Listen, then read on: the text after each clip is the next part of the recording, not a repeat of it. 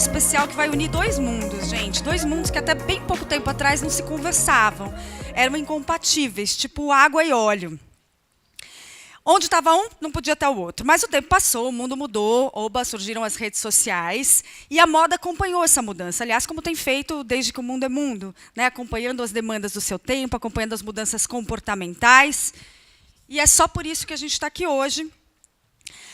Quando uma marca conceituada, uma marca consolidada, uma marca antenada como a nossa Morana, abre espaço na sua programação de lançamentos da coleção para que a gente possa refletir, não só sobre moda, mas sobre o nosso lugar no mundo, né? Sobre algo tão importante, tão necessário como o empreendedorismo feminino. Como vocês sabem, essa não é uma ação pontual, essa não é uma ação oportunista da Morana. A Morana já fez em outras 2 ocasiões, já tratou, já abordou temas quentes do universo feminino necessários de serem conversados, ela já colocou na mesa, já refletimos, já descobrimos e achamos que este momento, esse terceiro momento, era ideal para a gente falar sobre empreendedorismo. Antes de chamar nossas convidadas especiais, eu queria só citar uma frase que eu acho que para mim define muito esse momento que a gente está vivendo, unindo esses dois universos que antes não se uniam, que é uma frase estampada na camiseta da primeira coleção da Dior, sob o comando da Maria Grazia Chiuri. Essa camiseta, que se esgotou 2 e foi copiada no mundo inteiro, nos 4 cantos, dizia feminina e feminista. Então, eu acho que é tudo que a gente busca na vida. E que bom que a Morana apoia essa causa junto com a gente. Bom, esse conceito feminina, feminista, estilosa, com conteúdo, tem tudo a ver com a nossa primeira convidada, a convidada mais que especial dessa tarde, que é a Thaís Araújo. Pode vir, Thaís. Bem-vinda! Oi, boa tarde. Oi, Ei, Thaís! Boa tarde. Quanto tempo! Agindo naturalmente, né? Tudo bem, gente? Boa tarde. Onde é meu lugar? Querida, por favor.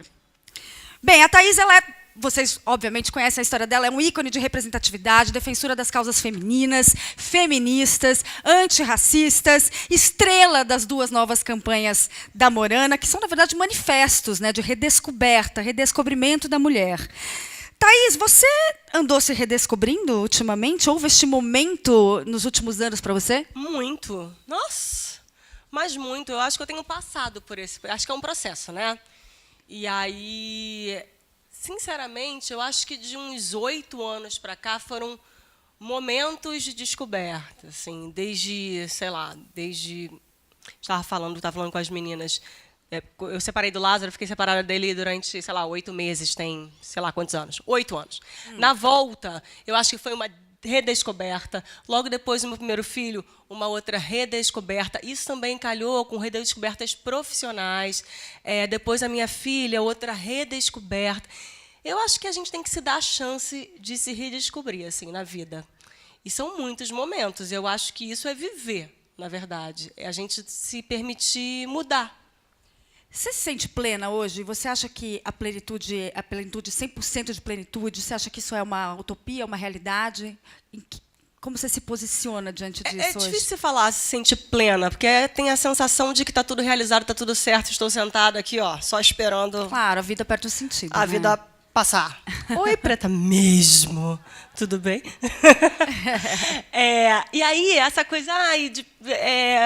me dá a sensação de estagnar, sabe? E eu não gosto. Então, eu sou muito feliz com as minhas conquistas, muito feliz com a família que a gente construiu, muito feliz com a carreira que eu tenho construído, com as nossas escolhas, com as minhas escolhas, mas plena, jamais. Evolução constante, né? Thaís, eu tenho muitas dúvidas se você é uma mulher ou se você é um ET, um extraterrestre, porque eu acho que o milagre da multiplicação do tempo é uma coisa, é um dom muito seu. Olha só, no topo da montanha viajou o Brasil inteiro. Tipo, surreal. Eu te sigo no Instagram. Olha lá, porque não cansa. Porque quando você pensa que ela já foi no máximo que dava, ela inventa uma nova turnê. Que lugar que falta você chegar do Brasil? Só de curiosidade. Não, falta. A gente não fez, do Nordeste a gente não fez Fortaleza. Na verdade, a capital, né? A gente não fez várias cidades. A gente fez, em primeiro lugar, a gente fez mais as capitais do que as outras cidades. E porque a gente tem um cenário grande, então precisa de teatro grande. Não tem como adaptar para um teatro sempre lotado, invariavelmente. Teatro sempre lotado. Mas o nosso sonho é levar essa peça para o Brasil inteiro. inteiro. E ainda tem vários planos. Eu queria fazer todas as periferias. Amor, essa peça não vai parar. Eu sei, você é ligada no... E ela ia 220 parar é pouco pra agora. você. Ela ia parar. A gente botou como data 29 de abril. Quando eu... E aí, ela tem um problema, essa peça, que eu acho que é um problema mesmo, do Brasil. Assim. Conforme o Brasil vai piorando, eu acho que essa peça vai ficando mais fundamental, mais importante. Para mim, como artista, é muito importante falar aquelas palavras, reafirmar esse compromisso, sabe? E aí, como tem piorado tanto, falo, pô, não dá para parar agora. Não dá para parar. E a nossa data de parada era 29 de abril. Cheguei aqui hoje, já recebo uma mensagem do lado assim, como é que está a sua vida, junho e julho? Porque vamos marcar outras coisas. Vamos. Aí já começa, já tem lá, ó, junho, julho, agosto. E vocês casam nesse momento de um puxar o outro, ou ele vira e fala, amor, desliga um pouco, vamos ficar um pouquinho mais aqui quietinho. Ele para mim e eu para ele. Então, mas nenhum cumpre. Mas ninguém. Eu falei para ele, não, porque agora eu estou mais calma. Ele, E aí eu falei, estou indo para São Paulo segunda-feira, mas você não está mais calma? Não, mas isso é estar calma. Quando eu falo que eu estou calma, é porque assim, não tem gravação de segunda a sábado, sabe? Isso é o seu conceito de calmaria. Sei. Agora, me diz uma coisa. Você está, enfim, protagonizando uma campanha, uma coleção de uma marca que se preocupa com representatividade, que se preocupa em tocar nesses assuntos espinhosos, mas necessários para uma marca de moda. Não é exatamente comum a gente ver uma marca de moda abraçando todas essas causas. É diferente? Você vai para o trabalho diferente? Sabe que eu acho que isso tem mudado no mercado como um todo? Verdade, cada vez mais. E aí eu acho que faz... O que é uma publicidade, né? O que é um mercado, assim? Eu acho que ele só faz sentido quando ele reflete a sua sociedade, reflete o que está acontecendo e põe em discussão. Eu acho que fica muito mais interessante, inclusive como marca. Eu acho que uma marca hoje em dia que não pensa a sociedade em que ela faz parte e não provoca discussão, eu acho que ela fica, ela tá obsoleta, ela tá para trás. E quando a gente consegue, quando alguém fala, mas você não acha, é o comércio. Gente, mas tá, além de vender, a pessoa quer discutir, a gente tem que ver valor nisso. Porque antes as coisas eram enfiadas na gente, assim, sem se preocupar se você pensa sobre isso, se você está preocupado com isso ou não. Ou seja, não respeitava a gente como consumidor. Que o consumidor é diverso. Não, e você falou que você tocou num ponto importante. É um conjunto, é o conjunto da obra. Então você tem o consumidor, aí você tem as marcas de moda que tem que estar nesse jogo também. Você tem o mercado publicitário como um todo que tem que estar nesse jogo. Você tem as revistas que são formadoras de opinião, as revistas femininas. Você já estampou várias. Tá tudo mudando, né? Tá todo mundo abraçando junto, porque é isso. Se você não entra nessa, você data. Você morre. E não é moda, eu acho. Não é um modismo, né? Eu acho que estamos sendo testemunhas e somos ferramentas também, e mais que ferramentas, nós somos, estamos à frente, podendo operar uma mudança de comportamento. Isso tem um valor gigante. Eu acho que mais tarde a gente vai olhar, e como a gente olha lá, né, para 68, por exemplo, quem eram aqueles estudantes que estavam lá na França, não sei, a gente vai olhar 40 anos depois e falar, éramos nós. Que legal. Era a gente que está aqui. E aí não é um povo escolhido, porque com a internet, todo mundo, hoje em dia, é escutado, porque as pessoas sempre tiveram voz, né? Não eram escutadas. Então, porque agora toda opinião é pública. Né? Então, a gente vai poder olhar e falar, cara, quem mudou isso? Nós mudamos esse mundo. Todo mundo, sem excluir ninguém. Todo mundo faz parte da mudança. E eu acho que é um processo, né? A gente está no meio desse processo, assim. Acho que exageros existirão, a gente vai errar, né? É um processo. Mas acho que vai ser lindo de ver mais tarde. Agora, você falou em maio de 68, esse movimento entrou para a história como uma revolução estudantil. E eu acho que a gente vive um momento de revolução também. É uma revolução, não é apenas uma mudança, né? Me diz uma coisa, tem alguma... A gente vai mostrar o vídeo, mas antes eu quero saber, teve alguma curiosidade, algum fato engraçado, inusitado, que rolou durante a sessão de fotos? Gente, deixa eu ver. Você sabe que teve uma coisa, assim, esses vídeos... E aí tem essas perguntas que você tem que pensar sobre você, né? E eu acho muito difícil falar da gente, eu acho muito difícil falar de mim. E aí, depois o que eu pensei, eu falei, gente, eu falei de mim para uma coisa que vai ficar. Ou seja, ferrou. E se eu me arrepender depois? Será usado contra E você. se eu achar que não é tão aquilo? E aí eu falei, quer saber? Como não tem resposta pronta, não tem resposta pronta mesmo para nada. Eu quero até ver de novo. Olá, Para agora... ver o que será que eu falei, gente. Bom, vamos ver juntos, então, por favor. Vamos rodar esse vídeo, que eu acho que tem muita gente aqui que não viu também. Esse era o vídeo da campanha mesmo, né? Mas tiveram outros, até postei, eu acho, no meu Instagram, em que eram os temas, assim, maternidade. Falei, meu pai, o que eu falo? E aí eles tinham umas perguntas e que eu ia desenvolvendo. Não era esse vídeo especificamente que eu estava falando.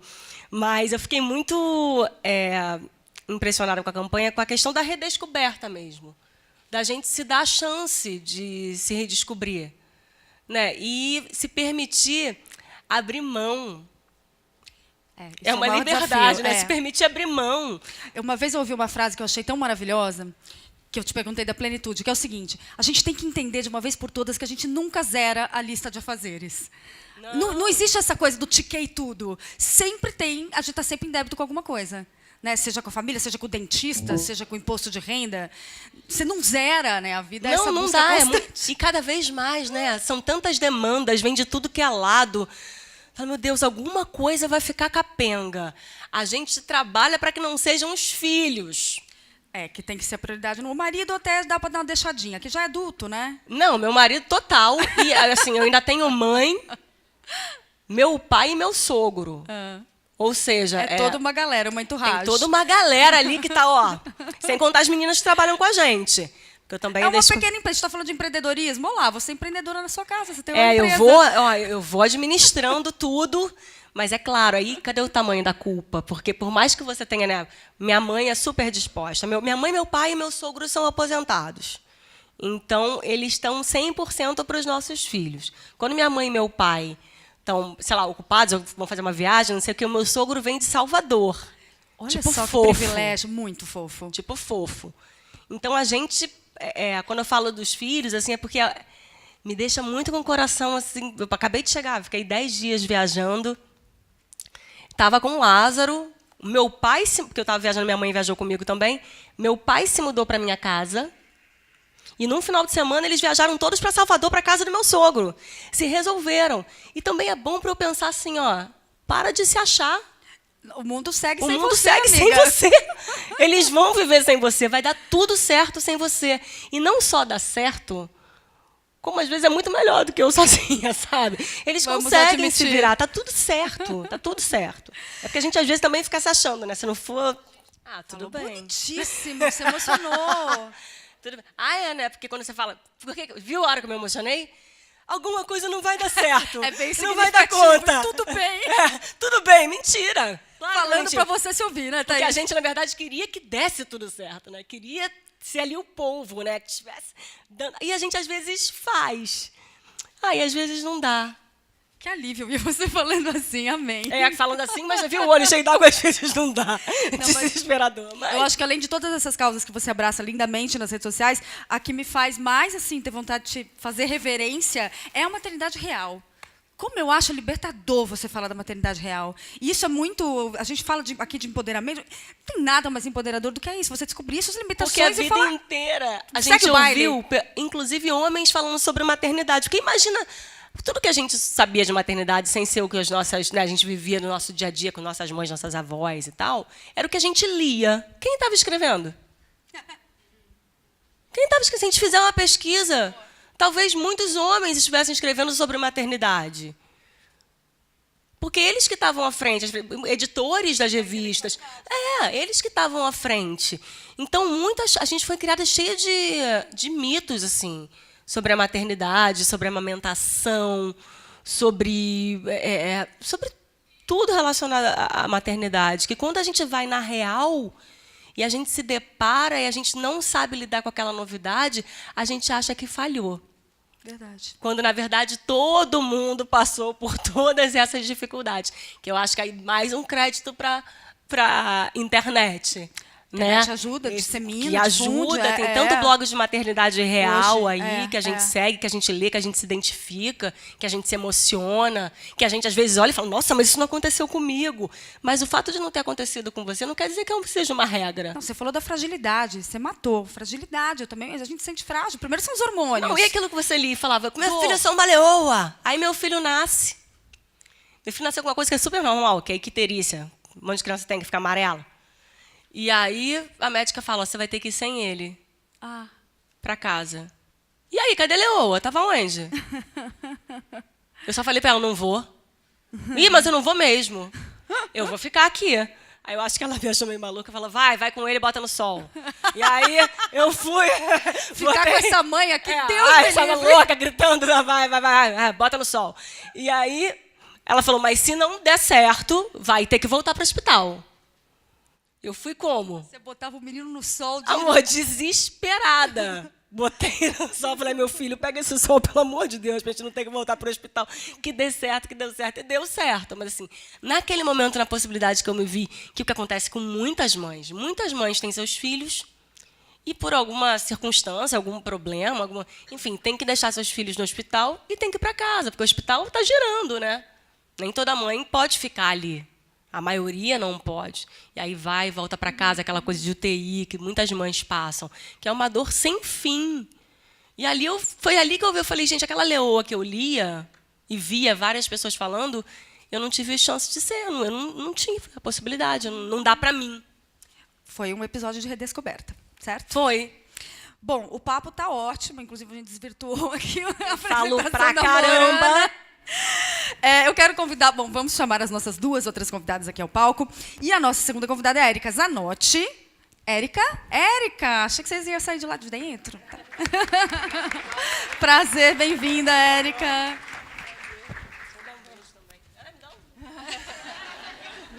Ela tá careca, já se emocionou ali, não vamos... Dá muito vamos dar nervoso dividir motivo. o palco com a Thaís.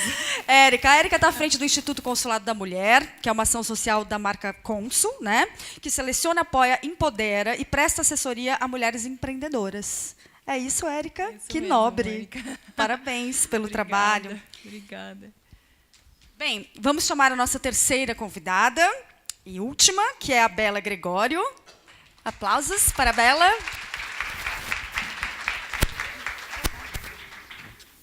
Bem-vinda, Bela. Obrigada pela presença.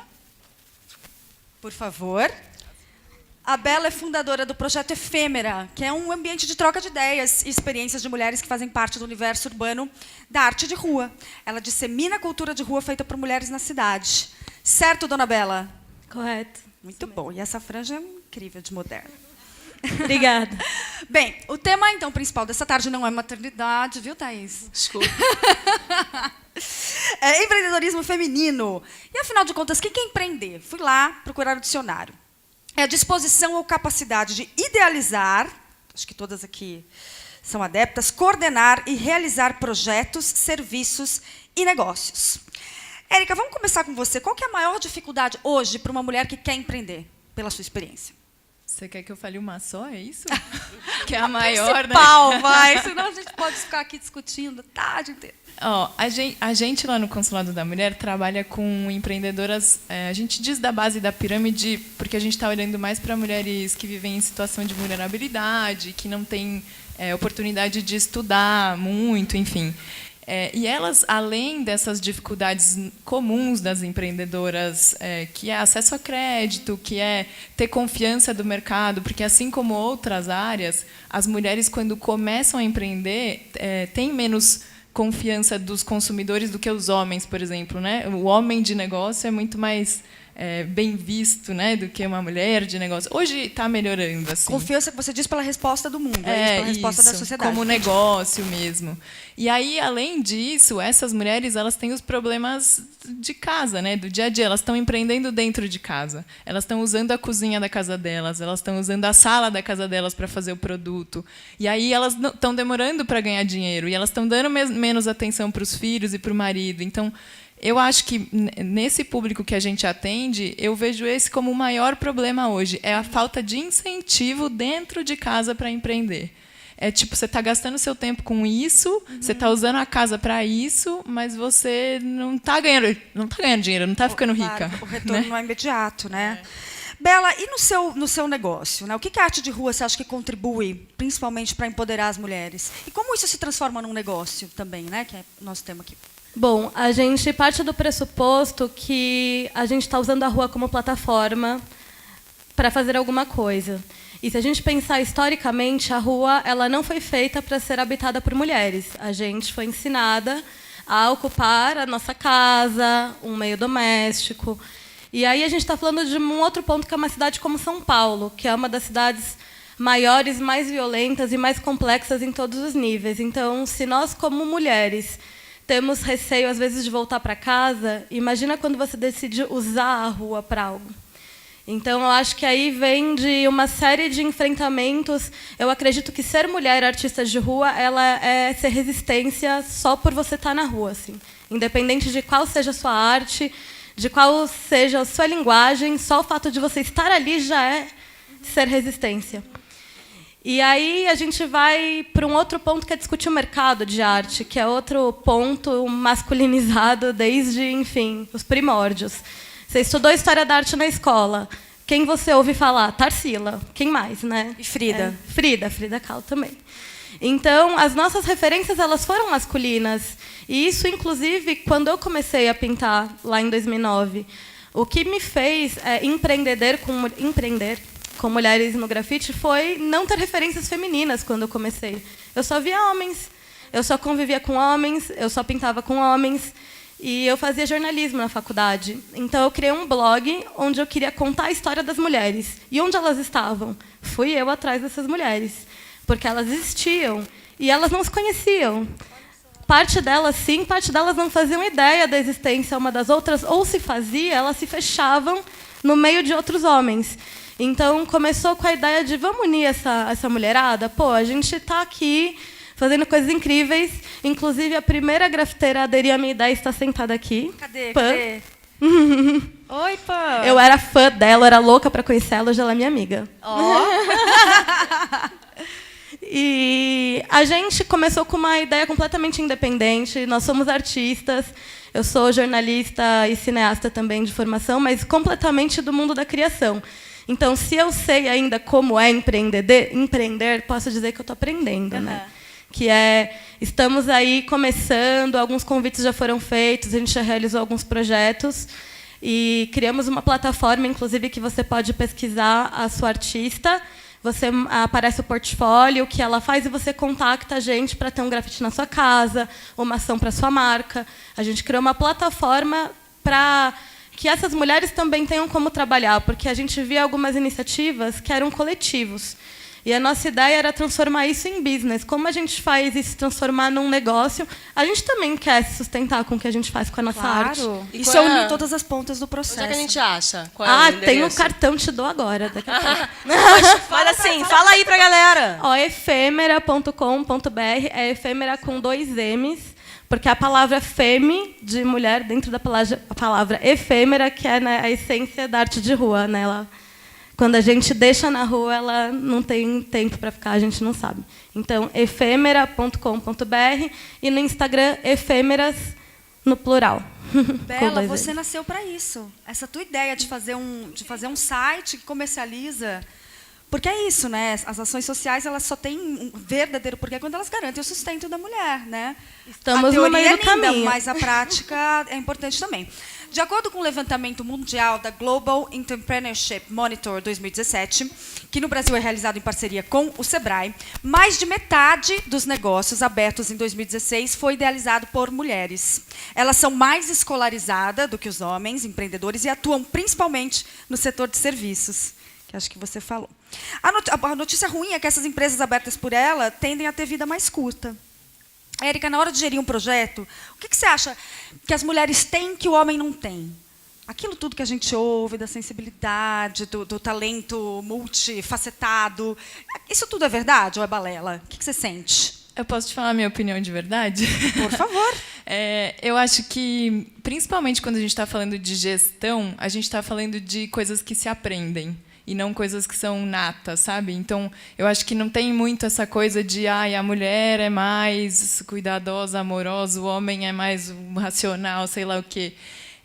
Eu sou gestora de projetos desde sempre na minha carreira e eu aprendi fazendo o curso, tirando certificação. Acho que todo mundo pode aprender e pode ser um bom gestor de projetos.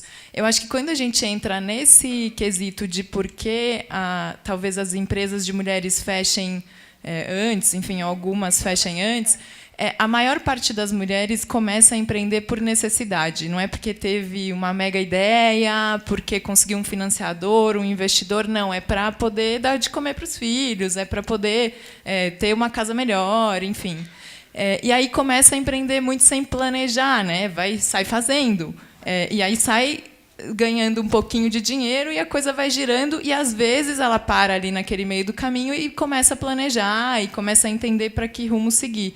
Mas, muitas vezes, ela não consegue fazer isso. E isso é o maior motivo pelo qual as empresas não dão certo. Porque no começo é novidade, vendeu, os vizinhos compraram, aí a rua de baixo começou a comprar, daí o bairro inteiro começou a comprar, e aí cansou de comprar depois de um tempo, né?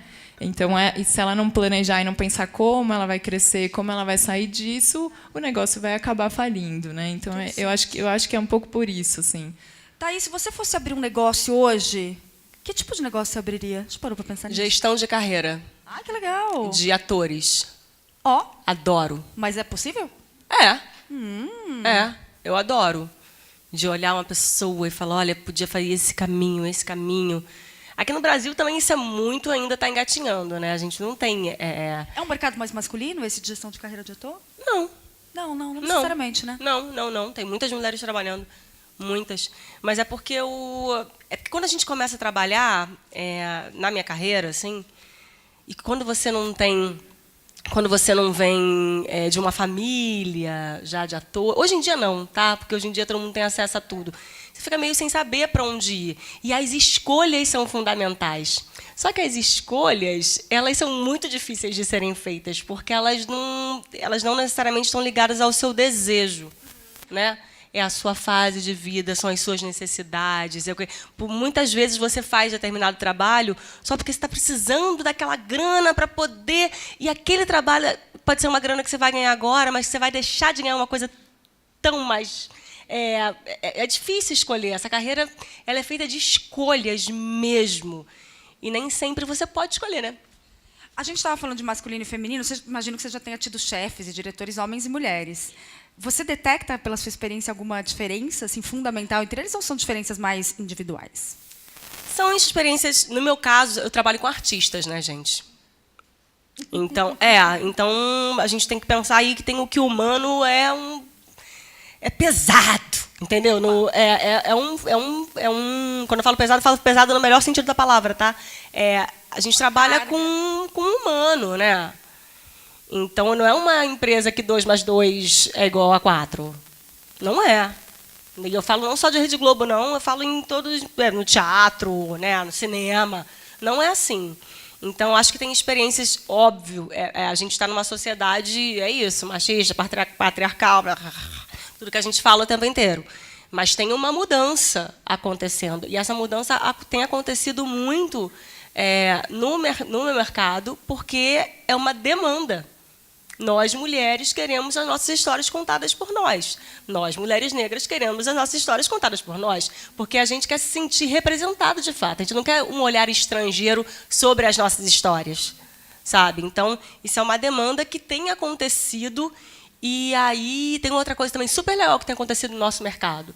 Porque antes era assim, era o autor que mandava, o diretor que mandava. Aí chegou a gente, ator, que está ali só para... que está executando aquela história, que todo mundo já pensou muito naquela história. E a gente está ali para executar uma coisa que foi pensada por nós. E a gente, hoje em dia, tem a chance de falar assim...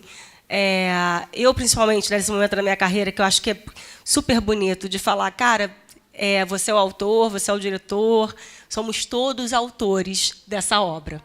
O meu trabalho, ele também tem contribuição de autora. Sou eu que estou aqui botando a minha identidade, a minha experiência como atriz. Então, não é uma obra de uma pessoa só. Não existe obra de uma pessoa só, quando você faz cinema, televisão ou teatro. Aquela obra ela é composta por todos os criadores. E todos os criadores eles são fundamentais para o sucesso ou fracasso daquela obra. Agora tem uma geração mais jovem também, né, que começa a entrar para o mercado. Fica mais fácil, porque nós, muitos, né, jovens millennials, a gente sabe que a coisa da inclusão e da diversidade, são coisas normais para a gente, coisa que não eram para as gerações mais antigas. Então, essa renovação também ajuda, né, Thaís? Muito. Não, e essa geração que está aí, nós, millennials, essa geração sabe muito o que quer. E é aquilo, eu estava muito conversando com as meninas ali dentro, também estava dando uma entrevista aqui há pouco tempo, e assim, se você não atender essa demanda ela vai ser atendida em outro lugar, porque tem em vários lugares. Então, ou você vai atrás e fala, o que vocês querem?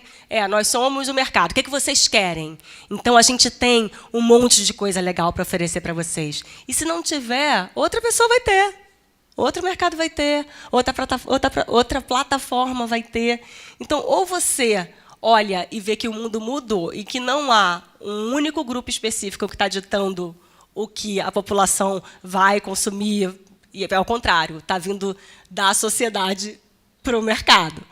Exato. E isso já está na cara, assim, ou você pega e vai junto e cresce todo mundo junto, ou vai ficar para trás.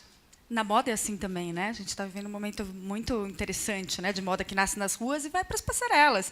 Coisa inimaginável até este momento. Bela, fiquei curiosa. Você falou que o cenário de arte de rua era um cenário predominantemente masculino.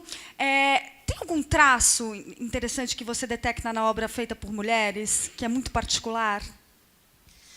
Eu acho complicado você usar o gênero para definir o estilo ou a temática do trabalho das pessoas, porque eu acredito que você tanto pode ter um homem com um trabalho extremamente feminino quanto o oposto. Isso eu não sei se eu conseguiria classificar por aí.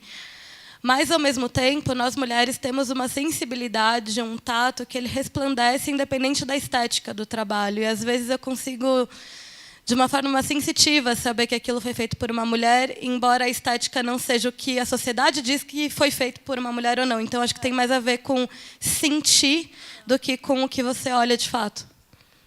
E a sua arte? Bom, eu sou fotógrafa e eu faço letras de grafite. Então, eu posso dizer que o meu estilo de grafite ele tende a ser um pouco mais agressivo visualmente, porque nasce na referência anos 80 do hip-hop, do começo do movimento do grafite. Então, eu faço letreiros. É completamente o que não se espera de uma menina fazendo. Embora eu escreva Bela, porque, né, é o meu nome, eu não fui muito criativa. Já pichei, já deu para ver, né? Eu mesma. Já se entregou. Já me entreguei. Mas as letras em si no universo do grafite é mais ainda predominantemente masculino. É mais difícil você achar meninas fazendo letras do que personagens. E, além disso, eu tento levar um pouco das minhas fotos para o âmbito da rua. Então, eu tenho essas duas áreas aí. Tem um estudo muito interessante, gente, que explica as vantagens e desvantagens da mulher no assunto gestão, especificamente gestão, desde a Idade Antiga. Olha só que curioso. Nessa época, a mulher estava restrita ao ambiente privado, né? E o homem manteve os espaços públicos, de participação da esfera pública. O homem lá caçar, trazia um mamute, a mulher estava ali criando os filhos e tudo mais.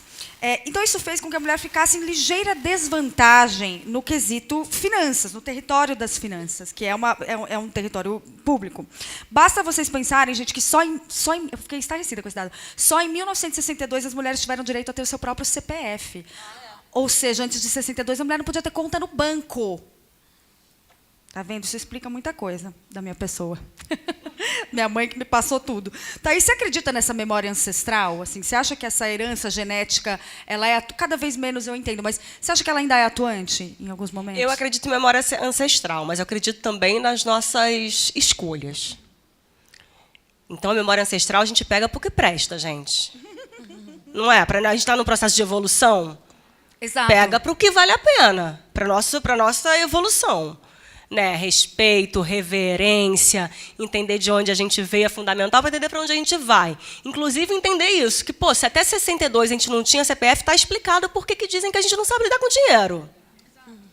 Então, vamos pegar com isso, abrir mão, né? Jogar para trás. E aí, então, como é que faz? Porque a gente tem inteligência. É aprender como faz. Planilhas e coisas gostosas. E também depende da planilha. Tem gente que acha uma planilha uma delícia. Me dá uma planilha de Excel, que eu falo, amor, pegou essa planilha de Excel? Faz assim, escreve assim agora, ó. Você é dessa? Mercado, tracinho, tanto. Não sei o que, tracinho, tanto. Porque é a maneira que eu... Não é que eu não saiba ler, eu não gosto de ler aquilo. Eu gosto de ler dessa maneira, aqui. Dá para me ajudar? Eu vou saber ler o outro, mas não gosto, gente. Érica, você sente isso? Você sente que a dificuldade financeira é uma realidade para a mulher? Eu já vou O pessoal está se responder. identificando? Não. Senti essas risadas solidárias. Tipo, vocês não estão sós. Eu só queria dizer que eu sou uma dessas, tá? Que é a planilha para tudo. Vamos viajar? Planilha. Olha só. Vamos, leva no clipes, ó, o dinheirinho. Esse aqui, Te admiro, ó, esse aqui é te pra tal admiro coisa. muito.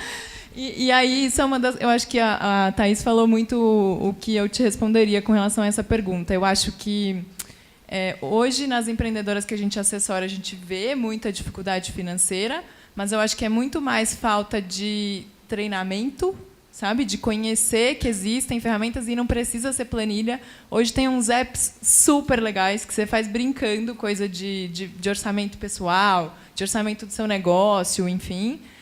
Mas as pessoas não conhecem. A gente tá falando de mulheres que não têm muita escolaridade, conhecem até pouco de matemática, sabe? Então, essa dificuldade vem muito por não conhecer, por não ter o ensino, não ter... E tem uma coisa que eu sempre conto, que eu aprendi matemática aqui, né? Então, a gente aprende equação de segundo grau, potência não sei das quantas, trigonometria. Eu nunca entendi para que aquilo seria usado na minha vida, a não ser estudar para o vestibular, enfim, né? E aí eu fiz um intercâmbio um ano, quando eu era adolescente e tal, e na escola que eu estudei tinha a matemática do consumidor. A gente aprendia como abrir uma conta no banco, o que você tinha que saber quando você lia o contrato, o que eram os juros do cartão de crédito, como que eles iam somar na sua conta, como que era os juros de poupança, se você colocasse um dinheiro na poupança. E, cara, aí você entende para que você está usando aquilo, sabe? Para que você está aprendendo matemática.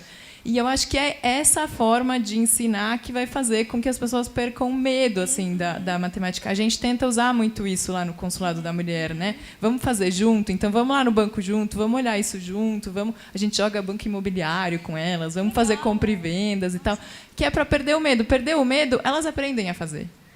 Nós aprendemos, enfim. Existe muito essa pecha mesmo, né? Que números assustam, né? Contas assustam. Falo por mim. Para mim é isso, é mais treinamento do que uma coisa do que uma nata ou inata, ali, sabe? E você, Bela, planilha, sim ou não? Não. Ela é artista. Não exemplo, então, né? Eu acho que... Não acho. Tenho certeza que uma das principais dificuldades que a gente tem agora, sobretudo que começou a entrar dinheiro, ainda que agora seja de uma forma... aos poucos, a gente está começando. Como para a gente, que é artista, é difícil. Inclusive, hoje, dentro da organização da rede, nós somos mais de 50 mulheres que colaboram direta ou indiretamente. E nós temos 9 que meio que gerem tudo o que acontece. Então, nós estamos atualmente no processo de abrir uma empresa, de entender quais são as questões importantes a serem levadas em consideração, que tipo de conta a gente precisa ter, que tipo de empresa linka os serviços que a gente presta, porque nem sempre a gente consegue cada um emitir seu MEI, né? Precisa, às vezes, ter algo ali abarcando tudo. Então, tem sido uma novidade enorme. E, enquanto artista, são uma infinidade de coisas. Como precificar o nosso trabalho. Sim, né? Como chegar para você e falar, o meu trabalho custa tanto. São N coisas que a gente está aprendendo, fazendo meio que no processo, de como tudo isso vai converger de uma forma a ser honesto com o que a gente faz, com o mercado, mas sem desvalorizar o nosso trabalho, entendendo todas as peculiaridades que são complicadas do universo financeiro. Então, para a gente está sendo um longo processo de aprendizado, assim. Thaís, como você lida com as suas finanças? Como você sim, financeiramente? Eu sou filha de um economista, né? Ah, verdade. Então, educação financeira, que é isso, é dentro de casa, né, gente? Eu lembro uma frase do meu pai que eu acho maravilhosa, que muita gente já deve ter escutado, que não é dele, obviamente, que é: dinheiro não aceita desaforo. Então, vamos devagar, né, porque ele acaba. né? No nosso caso, eu não tenho fortuna de família, gente. Daquelas que duram 3, 4, 5, 6, eu não tenho. Acaba mesmo. Então, vamos devagar. E saber que é muito simples lá em casa. Não pode, tem que guardar o máximo que você conseguir no final do mês. É a regra. Também. Faz também. Também. E não ter medo de dinheiro. O dinheiro, eu acho que ele foi feito... Não ser medo, não virar escravo. Né? Ele foi feito para a gente gastar. Com responsabilidade. Com a gente, com a educação. Gastar e investir. Né? Sempre que eu falo assim, viagem, educação dos meus filhos, cultura, falo, isso não é gasto, é investimento. Né? Gastar é outra coisa, sabe? E aí é isso, é guardar mais, quanto eu conseguir, guardar, porque eu acho que isso vai garantir a educação dos meus filhos, a vida dos meus filhos, o meu lazer, sabe? A minha vontade os meus luxos também que eu quero ter, eu quero poder também ter a chance de gastar nas coisas que eu gosto, que eu acho bonito, que eu quero comprar. Acho que eu tenho que ter esse direito, sem culpa, porque eu trabalho para isso também. Mas cada vez mais, como, enfim, o pai é economista, e eu comecei a trabalhar criança, então, essa transição de tirar da mão dos meus pais para a minha mão foi super delicado. Ainda é super delicado, porque é um processo ainda de que, por exemplo, até hoje eu tenho conta conjunta com a minha mãe. Minha conta pagamento é conjunta com a minha mãe. E tem que ser, porque se eu viajo, tenho que pagar alguma coisa, tem alguém ali que tem o dinheiro. E que vai lá e que vai pagar as coisas. Mas eu demorei tempo para tomar a frente, para ir no banco, saber quanto eu tinha, para saber onde é que eu queria aplicar, para conhecer um gerente, falar, não, vamos botar aqui, vamos botar, e entender o que aquilo queria dizer. Porque eu tinha quem fizesse por mim. E quem fazia por mim era o meu pai. Ou seja, eu estava num ambiente muito confortável, mas muito perigoso também, para não ficar acomodada. Perigoso no sentido de ficar assim, sentado e falar, deixa que eles fazem tudo. Porque era muito seguro. E aí, se eu ficasse ali... Até hoje eu peço, óbvio que eu peço conselhos financeiros ao meu pai, né? Está ali do meu lado, né? O tempo inteiro. Mas foi muito importante para mim ir para frente e tomar as rédeas, assim, do quanto eu estava produzindo, até na minha carreira. Eu lembro, eu estou no escritório tem quase 12 anos, mas eu vinha de um escritório antes que fazia gerenciamento da minha carreira, que era assim, a Morana te procurou para fazer... Não, fechamos a Morana por tanto. Eu achava aquilo tão estranho, que aí, quando eu cheguei para eles, eu falei, olha só, eu queria saber quem é que me procura. Ou será que só me procura quem está querendo fechar comigo? Não, mas esse escritório funciona dessa maneira. Aí eu falei, então, vou ter que sair daqui. Foi o meu primeiro passo, de entender, assim, quem é que me quer como anunciante? Se, de repente, ele está me oferecendo 5 flores, eu gosto tanto dele que eu quero fechar para ele por 2 flores. Porque, para mim, faz sentido fazer essa campanha por 2 flores e não por 5. Isso foi o meu primeiro passo de gerenciamento, inclusive, de carreira e financeiro. Porque essa escolha também é uma escolha financeira, né? Tomar as rédeas, né? Também da sua isso. vida. Então, Agora, um processo. Tem pessoas, que eu não vou citar aqui o nome porque não convém, são pessoas que têm medo de abrir o extrato do banco. Sabe assim? Porque pode vir uma surpresa horrorosa ou pode ter uma surpresa agradável. Eu quero saber de vocês se é o caso, ou se sou só eu mesma. Não, eu sou super comedida. Então, você sabe bem o que você vai encontrar ali quando você abre. Super comedido, super. E não é que eu não deixo de fazer as coisas, eu faço. E aí eu sei quando eu fiz... né, Thaís? Eu sei quando eu ganho bem, graças a Deus. Eu sei quando eu fiz... Ganho bem, quero ganhar cada vez melhor. Eu sei quando eu gastei demais. Falo, esse mês, Mas eu gastei demais porque eu sei que eu tenho crédito para gastar demais. Eu não dou o passo maior que a minha perna. Não dou mesmo. Eu tenho pavor. Eu tenho pavor. Mas isso eu aprendi com meu pai, né? De falar, olha, não adianta você ter um carro e não ter uma casa, amor. Vamos devagar. Ostentar não é com a gente. É melhor você ter uma casa, juntou um dinheirinho, não vai querendo comprar um apartamento de 300 metros quadrados se você não tem nenhum de 100. Nem um de 50, nem um de 70. Né?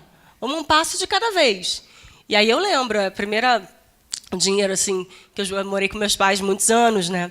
E meus pais têm uma situação financeira que é muito confortável, muito, graças a Deus, assim. E eles nunca precisaram do meu dinheiro. Poderiam precisar da ajuda, eu ajudaria com todo prazer, tá? Isso não seria um problema. Mas eles não tinham. Então, quando eu vi que eu tinha 18 anos, eu estava trabalhando desde sempre, né? Que eu trabalho desde 11 anos de idade. Eu olhei e minha mãe falou: você tem isso, o que você quer fazer? Aí eu falei: o que eu quero fazer? Ela falou: só perguntei só para perguntar. Eu acho que você tinha que dar um passo maior.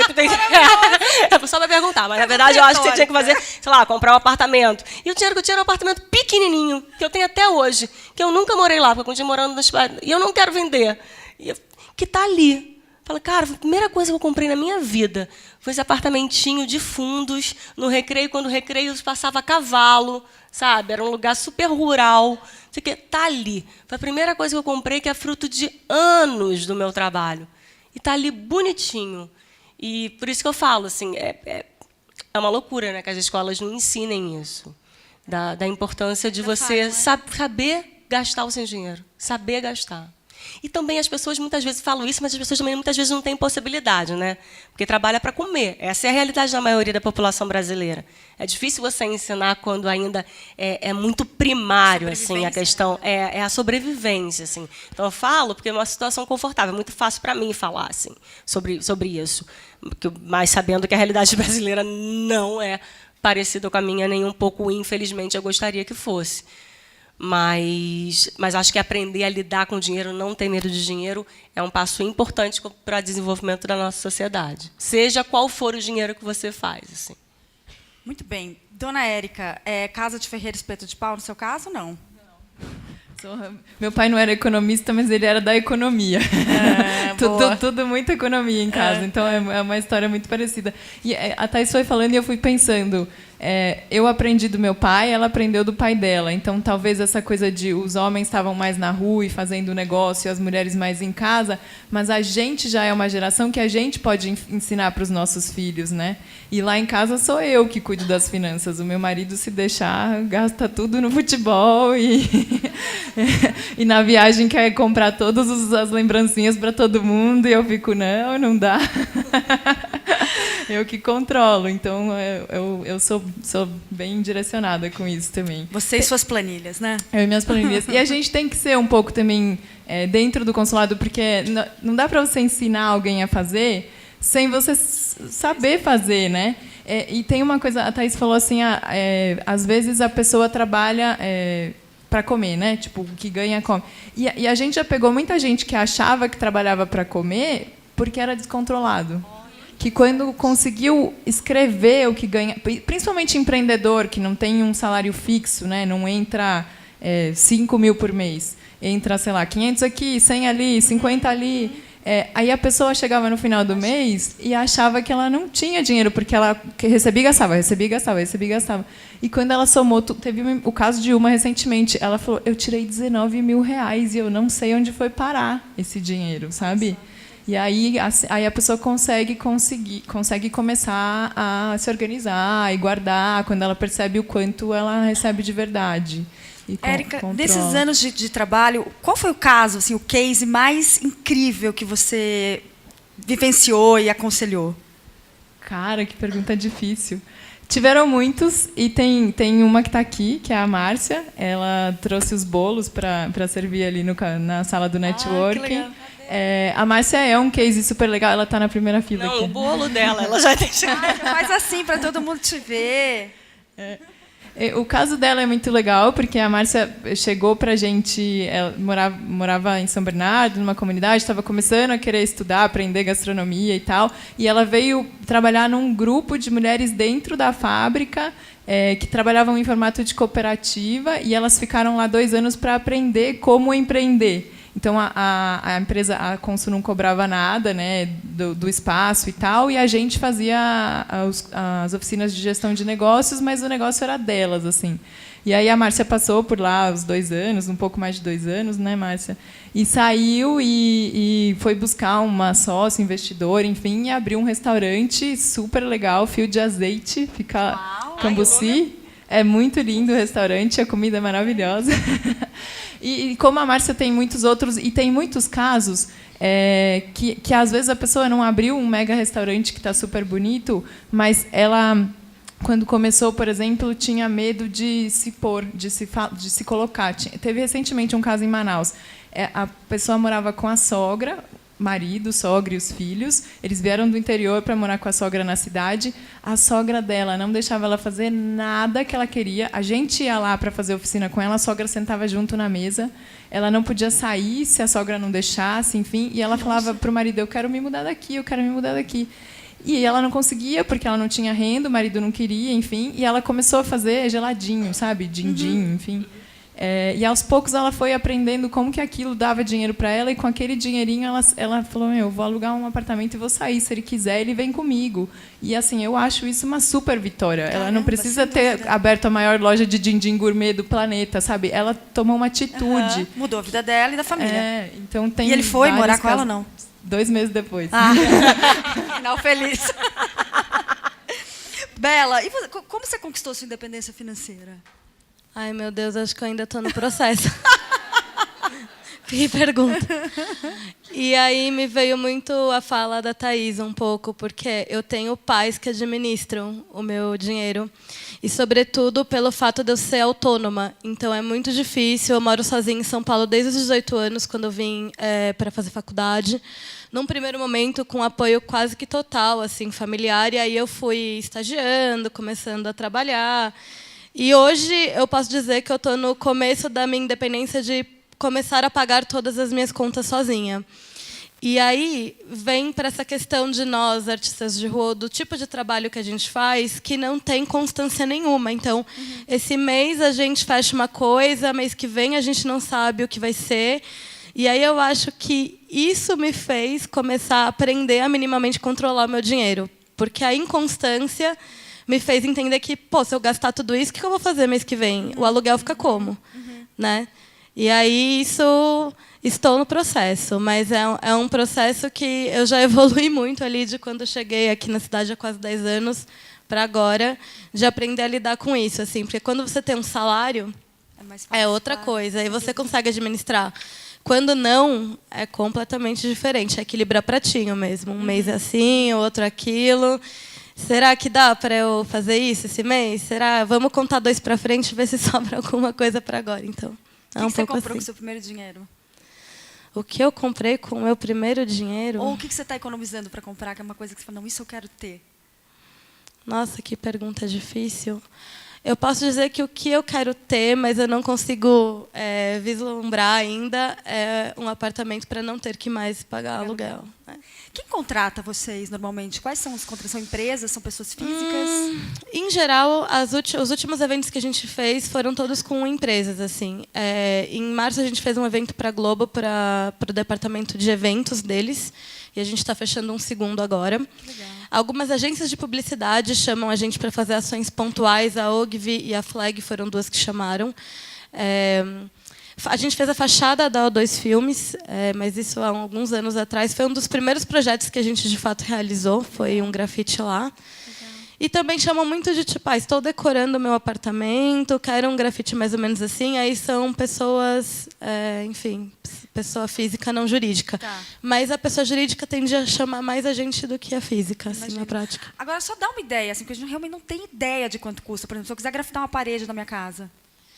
Bom, eu posso dizer o metro quadrado efêmera, que é o que a gente cobra, que é 375 metro quadrado, que é um valor, inclusive, inicial, assim, porque estamos no âmbito de começar a viabilizar os projetos.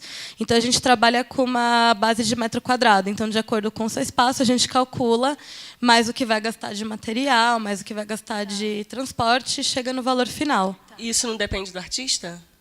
Então, na rede, a gente trabalha com metro quadrado efêmera, que é para viabilizar os projetos enquanto rede. Porque cada artista tem as suas carreiras e tem os projetos feitos em parceria com a rede. Então, quando o cliente vem pela rede, hoje a gente tem um metro quadrado base, e aí a gente também tem a porcentagem da nossa prestação de serviço, porque a gente produz, a gente cria todo em torno. A gente não só indica para o cliente, a gente que vai atrás do material, a gente acompanha a artista no dia que ela vai pintar. Tem todo um background que não é só Uma ela. segurança também para o contratante. Sim. Né? Aí tem alguns projetos especiais que aí a gente são negociações diferentes, mas em geral é dessa forma. Mas no mercado, cada artista tem 1 metro quadrado base, assim. E você, a gente, aquelas que já está começando a perguntar, está interessada. Mas vem cá, vocês podem, tem um briefing, e vocês criam em cima do briefing, né? Então, se eu quiser falar, que pensei num céu com anjinhos, vocês dão conta de fazer. Bom, a gente tem o casting, porque tem um fator importante que é que cada artista tem uma linguagem. Estilo, então, é bom que você se identifique com aquela linguagem. Por exemplo, eu só faço letras, mas tem uma artista que usa o lambi-lambi, outra que usa stencil, que é aquela máscara, a outra que é mais para ilustração, uma que usa mais pincel, outra que usa mais lata de spray. Então, o primeiro passo é você decidir dali qual tem a ver com aquilo que você está pensando. Aí, dentro da linguagem dela, do traço dela, a gente cria o que você quer. Entendi. Compreendendo o traço de cada uma e tudo mais. Bom, uma última pergunta, então, para cada uma, e daí eu juro que eu encerro. Thaís, como que você educa os seus filhos nesse sentido? Assim, como você educa eles a lidar com o dinheiro? Já? São pequenininhos? Já, né? Desde sempre. Imagina. Primeiro dizendo que tudo é caro. Segunda coisa, vamos ver se mamãe tem dinheiro para comprar. Né? E aí um dia a mamãe tem, hoje mamãe não tem. Por mais que tenha, tem que saber que não é uma fonte inesgotável de dinheiro. E que tem uma coisa assim, além do dinheiro, tem outra coisa assim. Gente, o desejo vem da falta. Eu tenho a possibilidade de dar aos meus filhos tudo o que eles quiserem, graças a Deus. Mas eu não posso criar crianças que não têm um desejo. E aí eu tenho que criar desejo neles. O desejo vem do não. Vem do não vai dar. Hoje não. Hoje eu não tenho dinheiro. Hoje não vai dar. E é assim, porque é muito difícil. Assim, eles têm uma vida muito diferente da que eu tive, da que o pai teve. E a gente está inventando uma maneira. Porque o meu pai era um cara que tudo que eu queria, ele me dava. O pai do Lázaro não podia dar tudo ao mesmo tempo, o meu pai era um cara que tem uma origem muito humilde. Então, a maneira dos meus pais me educarem foi contando, e obviamente eu conhecia a minha família inteira, que tem uma situação financeira muito diferente do meu núcleo familiar. Então, eu sabia o que era não ter. E sabia também o que era ter. Né? A nossa situação, a minha situação financeira já é muito melhor que a dos meus pais, a do Lázaro infinitamente melhor do que a dos pais dele. Então, Nossa, dos teus filhos, então, por essa lógica... A gente está inventando. Amém, Senhor. Universo, pega aí. A gente está... Pega aí, estou contando contigo. A gente está inventando uma maneira. Porque a única coisa que a gente tem certeza é que eles têm que desejar as coisas. E vai ser desejando que eles têm que conquistar. É isso. Não só financeiramente, mas na não vida, só financeiramente, em tudo. Desde, sei lá, gente, uma aula de qualquer coisa. Eu falo para o meu filho, se você praticar, você vai conseguir tudo que você quiser. Eu nadar, só vai aprender praticando. Desenhar melhor, só se você praticar. Não vai descer, você não nasceu, desculpa, você não nasceu dali. Sabe? Eu nem sei como o Dali começou a carreira dele, mas acho que para virar o Dali ele teve que praticar um tanto. Certo? Então, do tipo, tudo, a gente pode tudo na vida, mas a gente tem que praticar para a gente conseguir chegar a qualquer lugar, no lugar que a gente deseja. Então, com os meus filhos é isso, é saber que não há uma fonte inesgotável de nada na vida. Eu lembro que eu falava para minha mãe assim, eu pedi alguma coisa, ela falava, filha, eu não tenho dinheiro. Eu falei, paga com cheque. Simples assim, na época que tinha cheque ainda, né? Deixa uma mensagem para a mulher que quer empreender. Primeiro faça. Se você tem uma ideia, se você tem um desejo, se você tem um sonho, não fica guardando ele ali dentro e só guardando, sabe? As teorias de empreendedorismo hoje em dia, quase todas são... Não precisa estudar e fazer um mega plano de negócio. Faz e tenta. Tenta, vai lá, tenta vender o primeiro, tenta falar com o seu cliente. E aí depois sim você estrutura, porque é para não fechar, para não acabar dando errado e tal. Então vai lá e faz. E eu acho que, enfim, na verdade vão ser duas. Eu acho que a segunda observa o mercado, sabe? Observa o que você está fazendo, observa as pessoas à sua volta, observa o que o mercado quer. A Thaís falou isso no começo, e, enfim, é uma coisa que é super importante. O mercado dita a regra. A empresa faz, produz, enfim, mas quem compra é que fala o que quer. Então, você não vai hoje inventar uma máquina que usa tanto lá de gasolina, sei lá, que polui o meio ambiente, quando a gente está falando de sustentabilidade, de combustível mais ecológico, enfim, sabe? Então, olha para a demanda do mercado e faz, sabe? Vai e tenta e tira a ideia do papel. Boa. Anotar, tem que dar o primeiro passo, né? Bela, e você, querida? Se tiver alguém aqui nessa plateia, além de me querer encomendar meu grafite, mas se tiver alguém que queira investir nesse segmento, além de participar do Efêmera, qual é a sua dica fundamental? Eu acho que vai um pouco de encontro com o que a Erika falou, que é a questão de você dar o primeiro passo.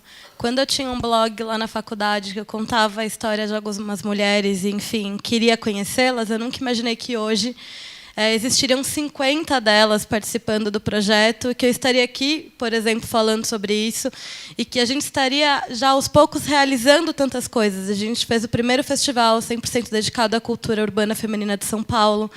A gente participou de várias ações, então o não a gente já tem, né? Se a gente não tentar, a gente nunca vai saber. E nós, como artistas, criativas, pessoas que não têm nada a ver com a área de finanças e economia, que não tive um pai economista, que não tive nenhum tipo de, enfim, pré-conhecimento sobre isso, a gente está aqui fazendo. E nos erros, nos acertos, nas tentativas, a gente já conquistou bastante coisa. Se você pudesse criar um grafite, para a gente finalizar, que representasse a questão do empreendedorismo e do empoderamento da mulher, o que você criaria? Qual seria a palavra ou a frase-chave? Eu penso num céu estrelado, na verdade, porque a gente está falando tanto de sermos protagonistas da nossa própria história e olharmos para frente sem pensar que existe um limite, que existe até onde, mas que o além é o limite, que se a gente estiver disposta e que a gente estiver na luta, a nossa resistência diária e o que a gente quer é o céu, né? Acho que a gente pode chegar até onde a nossa força de vontade, até onde a gente, enfim, tiver coragem de encarar.